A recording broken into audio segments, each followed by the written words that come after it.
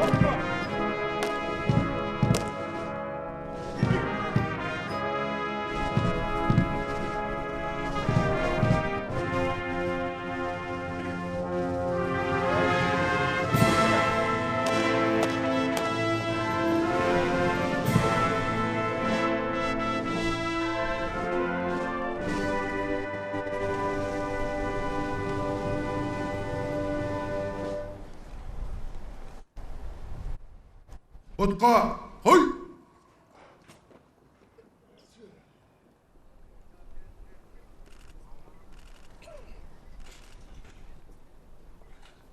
Улуу атамекендик согушта курман болгон аталардын элесин 1 минута эскерүүнү өтүнөбүз.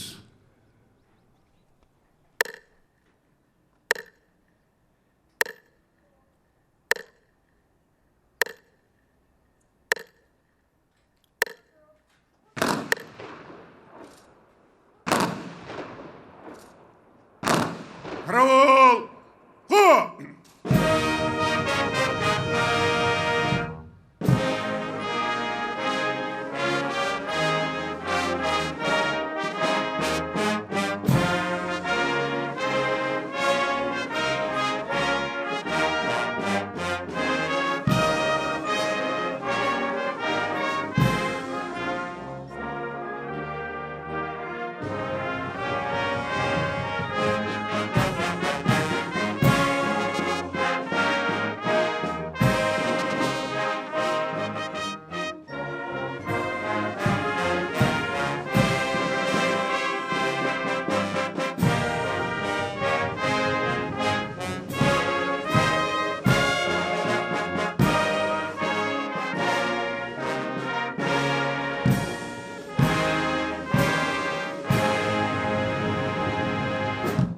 Отқа, қой! Сөз Кыргыз Республикасынын президенти Жапаров Садыр Нуркожоевичке берилет.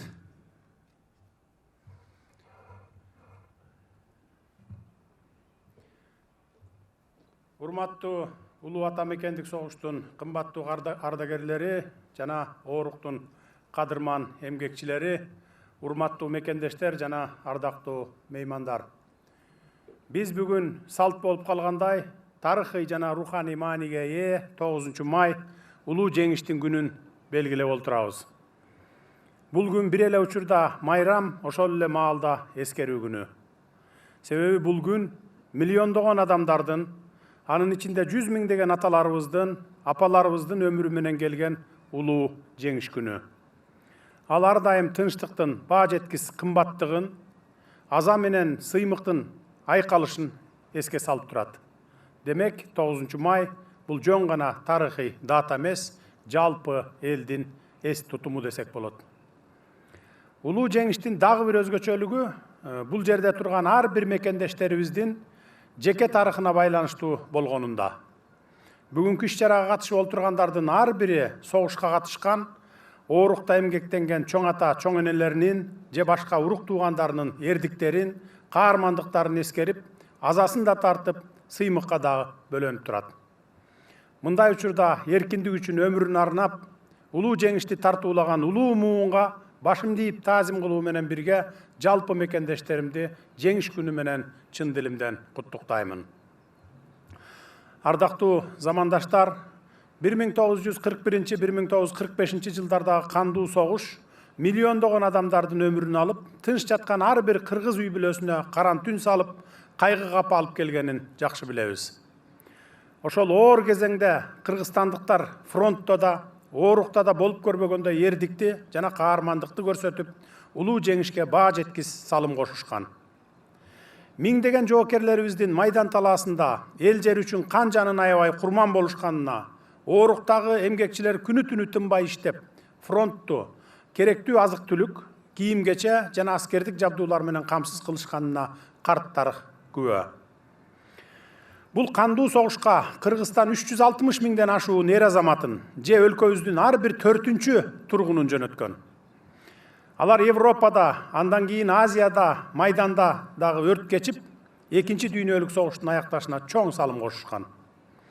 110 миңден ашуун мекендешибиз, Айкөл Манас атабыздын урпактары согуш талаасында ажалга тике карап, кийинки муундардын жаркын келечеги үчүн жанын берип, баатырларча курман болушкан. Бул сан Кыргызстан өтө чоң демографиялык жоготууга учурагандыгын эске салып турат. Алардын ысымдары улуу ата мекендик согуштун тарыхында алтын тамгалар менен өлбөс өчпөс болуп жазылып калды. Фашисттик баскынчыларга каршы согушууларда көрсөткөн эрдик үчүн 150 миңден ашуун кыргызстандык орден медальдар менен сыйланганын, 22 жердешибиз даңк орденинин толук кавалери, 73 каарманыбыз Советтер Союзунун баатыры деген ардактуу наамга ээ болушканын ар дайым сыймыктануу менен айтып келгенбиз, мындан ары да башыбызды бийик көтөрүп айта беребиз. Согуш жылдарында оорукта эмгектенген кыргызстандыктар бардыгы фронт үчүн деген ураан алдында кары жашы дебей күндөп-түндөп бел чечпеген мээнети, бекем эрки, чегиңгиз каармандыгы менен улуу жеңишти жакындатышкан.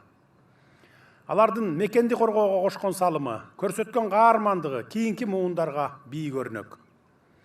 Чындап келсе, биздин бүгүнкү бейпил турмуш жана эркин жашообуз дал ошол муундун чексиз кайратынын жана ченемсиз каармандыгынын натыйжасы.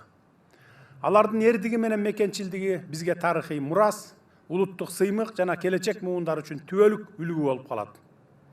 Тилекке каршы бул каардуу согушка катышып, анын бардык кыйынчылыктарын, азап муңун башынан өткөргөндөрдүн катары жылдан жылга, күндөн күнгө суюлуп баратат.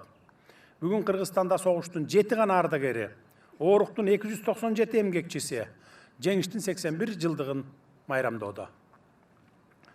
Кымбаттуу ардагерлер, оорук эмгекчилери, баарыбызга жакшы маалым, согуш бул жоготуу, согуш бул кайгы, көз жаш. Бирок ошол кан күйгөн күндөрдө да кайратыңыздардан жазбай, бири-бириңиздерге болгон бекем ишеним менен жеңишти камсыз кылгансыздар. Сиздердин каармандыгыңыздар, чыдамкайлыгыңыздар жана мекенге болгон чексиз сүйүүңүздөрдүн алдында башыбызды ийип терең таазим кылабыз. Биз сиздерге, ардагерлер менен оорук эмгекчилерине карыздарбыз. Эң ириде сиздердин эмгегиңиздерди унутпоону, мындан ары мекенибиздеги тынчтыкты сактоону, бийик ыйык милдетибиз жана бийик жоопкерчилигибиз деп билебиз. Тагдырдын буйругу менен ар бириңиздер ошол оор тарыхтын тирүү күбөсү болдуңуздар. Сиздерге жеке өзүмдүн жана өлкөбүздүн бардык жарандарынын атынан терең ыраазычылык билдиремин. Сиздерге бекем ден соолук, узак өмүр жана бакубат жашоо каалаймын.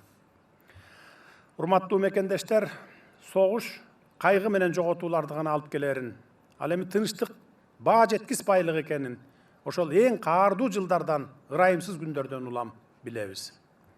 Ошол каргаша бүгүн да бүткүл адамзат үчүн чоң сабак болуш керек эле. Тилекке каршы сабак болбой жатат. Дүйнөнүн ар кайсы өлкөлөрүндө болуп жаткан согуштарда 3 триллиондон ашуун каражат жумшалууда. Бул каражатты адамзаттын жаркын жашоосуна жумшасак кандай жакшы болор эле. Жок дегенде жашыл жаратылышты коргоого жумшаганда дүйнө жүзү жап-жашыл болуп турмак. Мына ошондуктан биз улуу жеңиштин сабактарын унутпай, тынчтыкты, ынтымакты жана биримдикти көздүн карагындай сактоого милдеттүүбүз. Биз үчүн жаркын келечек жана бейпил заман тартуулаган аталарыбыздын эрдиктерин улантып, ар бирибиз элибиздин бакубат жашоосун камсыз кылууга аракеттенели. Эгемен Кыргызстаныбыз мындан арыда туруктуу өнүгүү жолу менен алдыга карай ишенимдүү кадам таштап, эл аралык майданда тынчтыкты жана кызматташтыкты бекемдөөгө өз салымын кошо берет деп мен терең ишенемин. Ата мекенибизде ар дайым тынчтык өкүм сүрүп, элибиздин биримдиги бекем болсун, ар бир үйдө күлкү жаңырып, ар бир жүрөккө тынчтык орносун. Дүйнө жүзүндө жана жергебизде согуш болбосун. Улуу жеңиш күнүңүздөр менен дагы бир жолу куттуктаймын. Рахмат көңүл бурганыңыздарга. Гарнизон! Түстүр! Сол! Ко! Салтанаттуу жүрүшкө! Батальондар боюнча бир сызыкчы түпкү аралыкта түздөн оңго кадам да!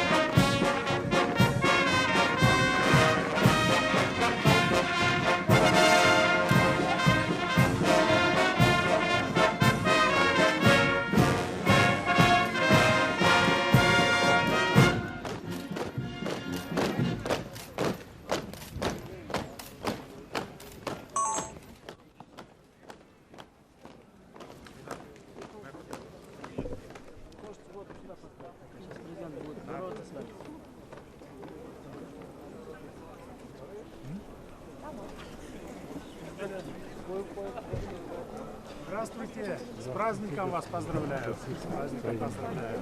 Желаю удачи вам всем.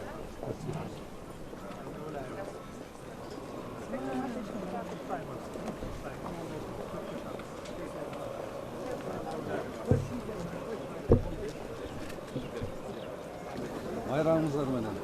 Jеңиш күнүнө. Праздником.